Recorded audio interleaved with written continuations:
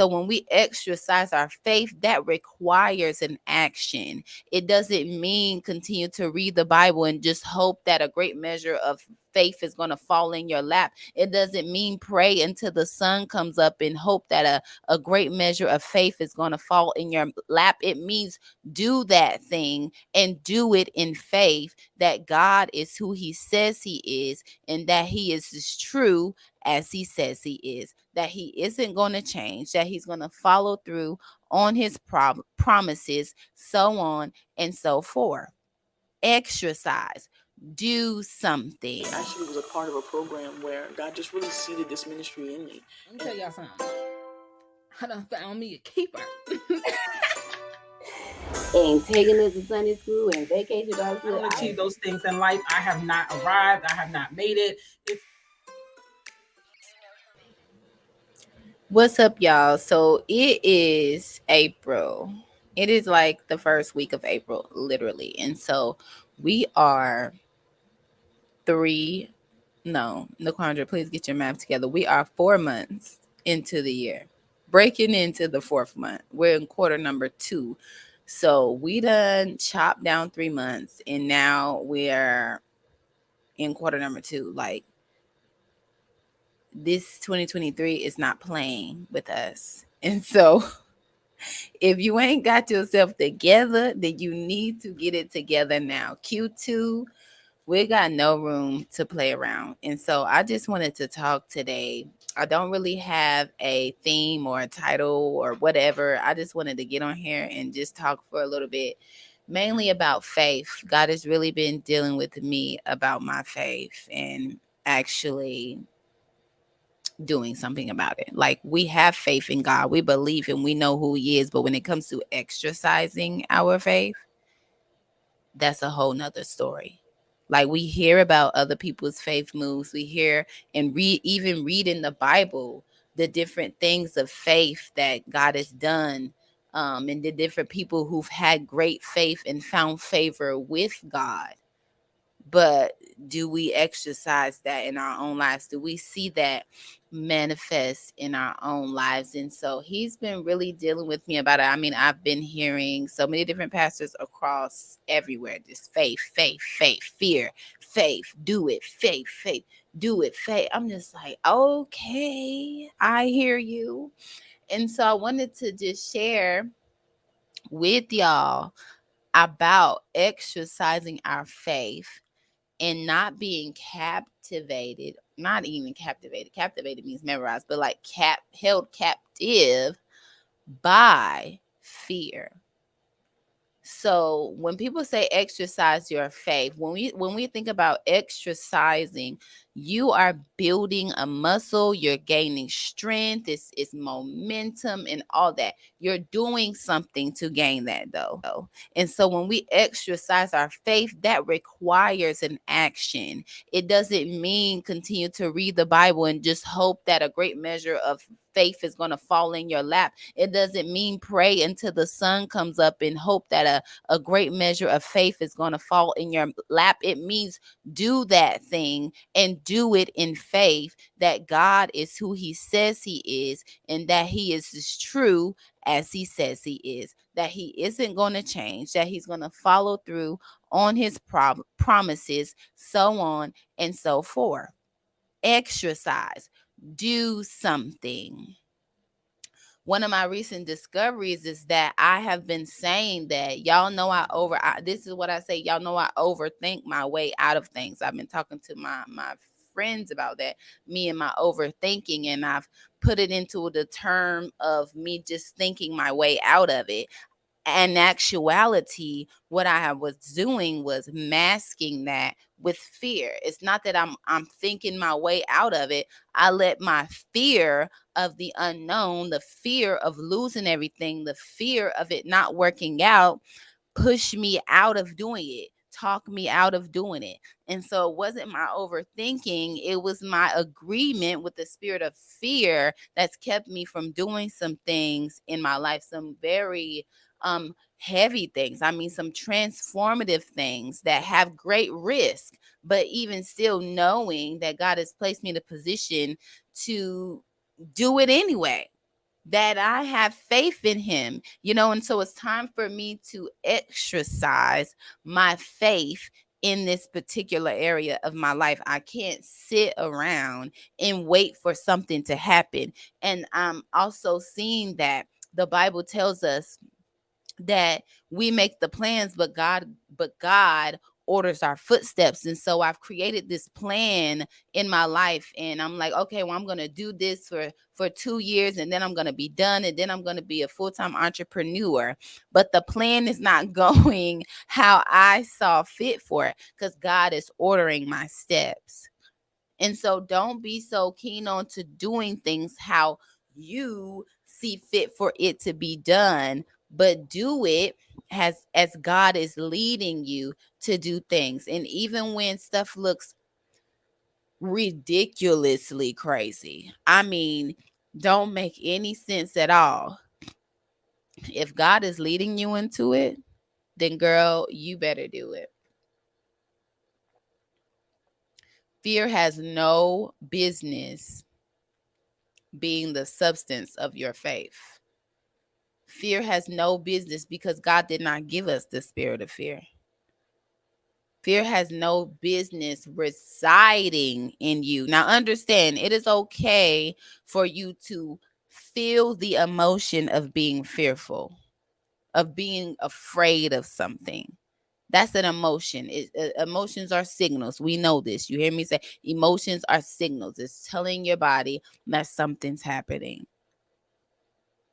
So it's not bad that you are afraid. It's not bad that you fear of being a failure or failing. It's not bad that you are fearful of losing everything. That's a natural response. But how are you going to respond to it? Because if you respond to it and you in a submissive way, that is where the problem lies. That is where you have allowed fear to keep you captive or to bond you. How are you responding to your fear in this season of your life?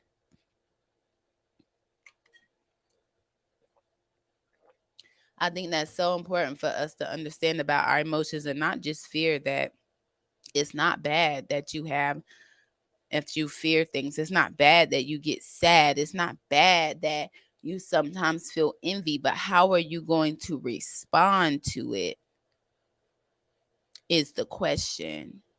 Because if you respond to it poorly, you have come into agreement with the original plan that Satan had for your life, which is to kill, steal, and destroy. Because if you respond poorly to fear and you stay stagnant because of your fear, you're in agreement with Satan, because he wants you to stay stagnant. He wants to kill your vision. Come on, I hope I'm talking to you. I hope I'm talking to you, because we got to go in faith. Faith to know that God is going to do what he said he's going to do, and that he will not withhold anything from you, that it will work out, that he hears your prayers and will come through on them. Come on, he's just too good for that. God is just too good for that. And so we got to go at the pace of our faith. If some, you got to ask yourself, do I want my life to stay just like how it is? Like whatever's happening in your life right now, the situation, the circumstance, the environment, the financial status, all that, your health, all that, your relationship status, all that. Do you want it to stay how it is right now, or are you wanting a shift? Are you wanting something to change? Has God given you a vision of who he is predestined you to be, or what he has called for you to do, and you're not there yet? Do you want to get there?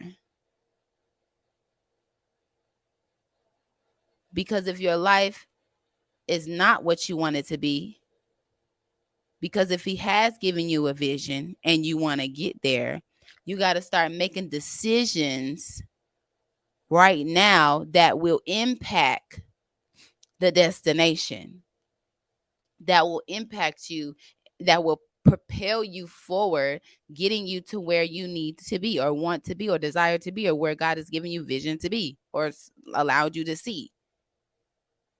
There are some things that God has shown me that I'm like, Lord, first of all, who is this woman and how am I ever going to get there? Like, what do you mean? But I want it. It's just the fact of having faith and making the decisions today that will impact me in getting there, that will push me in getting there. I hope I'm making sense to you, because things don't just magically change. Things don't just magically appear. Things change. Things appear from an action. Something took place in order for it to transpire. Something's going to have to take place. You're going to have to give up something. You're going to have to transition into something. You're going to have to shift your routine. You're going to have to break habits. You're going to have to get new friendships. You're going to have to break up with that in that relationship that you know you ain't supposed to be in anyway. Something is going to have to shift.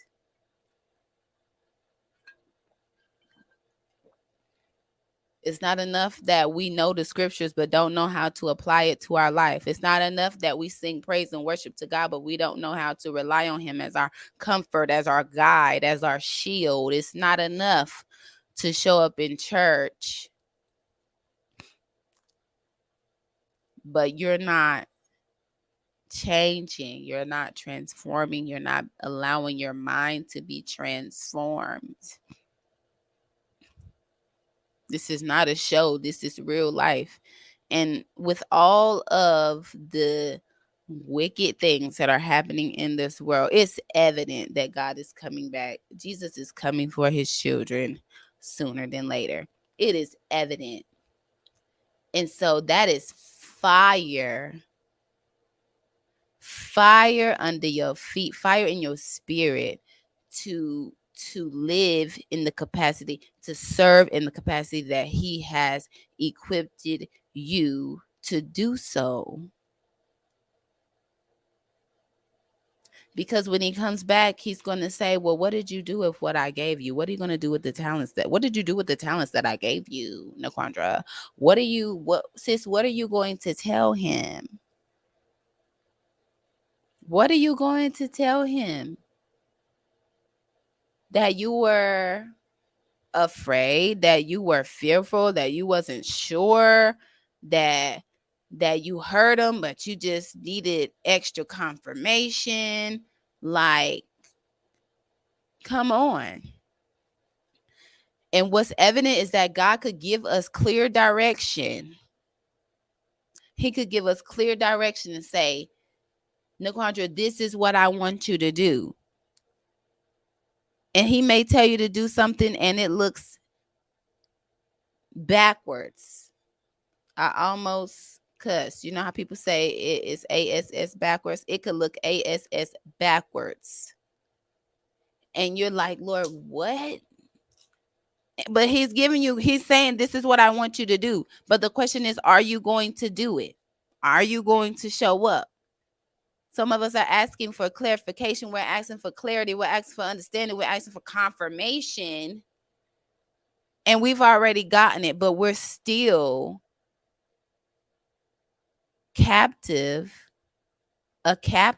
slave to fear because of the unknown.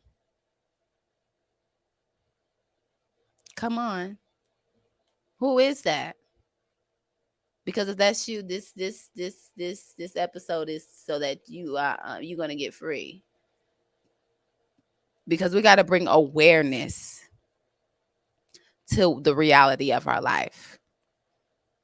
The reality of the things that are holding us captive, the reality of the things that's keeping us from moving forward in 2023. What we say at the top of the year, 2023, forward movements only. And so if you're just jumping on to Women Alike, if you're just jumping on to the Purpose Place, we're moving forward all 2023. And that includes uncovering the things that we don't like about ourselves. That includes dismantling the throne of fear that we've placed in our hearts.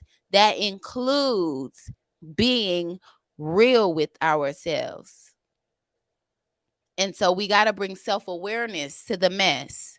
We got to bring awareness to the mess that's happening, to the mess that we've created, to the mess that we've allowed to increase in size or intensify in size from childhood to now. So when you bring awareness to it, we also got to know what God says about it. And then after we understand what God says about the thing, we got to figure out what we going to do. How are you going to take action? What is your plan? Because now you know. So what are you going to do? You're going to just sit there and deal with it? You're going to sit there and just fester in it and let it have its way with you? Or are you going to have your way with it? That's why, you hear a lot of profound people say, do it scared. And it sounds simple, but it's hard as heck. It's tough to do something scared, to do something and go forth in it. You don't even know the outcome. You don't even know what's going to happen. But it's worth it. Because in those situations is where your faith increases. Come on, you can't grow in anything that you don't have experience in, that you're not growing in experience in. In your profession, when you first started, you were not an expert, but as you practiced, as you showed up for training, as you showed up for work and clocked in and talked to your clients and received feedback from your supervisors, you grew in your knowledge. You grew in your ability to be an expert in the role that you're in now. And so that's how it works with our faith. As we overcome, our faith increases. Please understand that we are at war. And this war is not going to stop until Jesus comes and get his children. He comes to get his brothers and sisters till God comes and get his children. Satan is not going to stop. He wants all the souls he can collect. But we know that our God is bigger. And because we serve the God of the universe, the creator of the universe, that we will never be defeated unless we allow. Let's put that in there. Unless we allow. But we will never be defeated. But because we're at war, this war is never ending. Understand that there's always going to be something trying to come against you. There's always going to be something trying to come against you. But as you grow, as you mature, as you increase in your faith, those battles will become more easier to handle. Or you'll be better equipped to handle them. So don't be discouraged that when you're fighting something, you beat it, and then a few days later or a few weeks later, something else happens and you're like, dang, I thought I was over this. I thought I was good.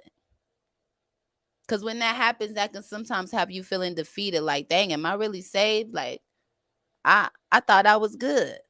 It's God, you hear me? Like, what's up? But it's just how it goes as we are warring in the spirit. But thank God that we have a God who is mighty and has all power. Who is mighty and has all power. And so stay encouraged and begin to exercise your faith. Begin to make decisions now that are going to impact you 10 years from now, that will impact you tomorrow. Whatever vision God has given you, start working that thing out now. God is ahead of us in the spirit. The spirit realm is ahead of us. God is ahead of us, right? He's showing you what's to come. But right now, your assignment is to start doing things to get there. Make the plan, follow his leading. Make the plan, follow his leading. Be obedient to the Spirit. Really open your heart up to the Spirit, Holy Spirit. As he is our advocate, he is our line to Jesus and to God. This is good. Stay encouraged. Stay encouraged. Because fear has no place. Fear has no business being present in the substance of your faith. And you were made to endure. You were made fearfully. You were made courageous. You were made divinely. You are a divine creature. You are a divine woman. A lot of times, I'm going to say this and then I'm done. God will have you doing things that you really had no idea that you would be doing. Couldn't even imagine it.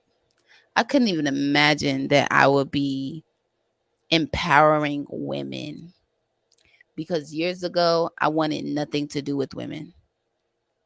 Like, I was, no new friends, no new females, none of that. Kept a few around me, one or two, and that was it.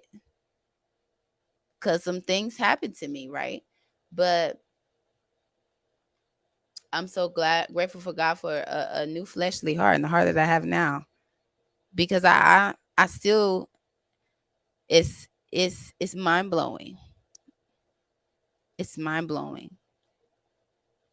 It's mind blowing of the places he will have you in.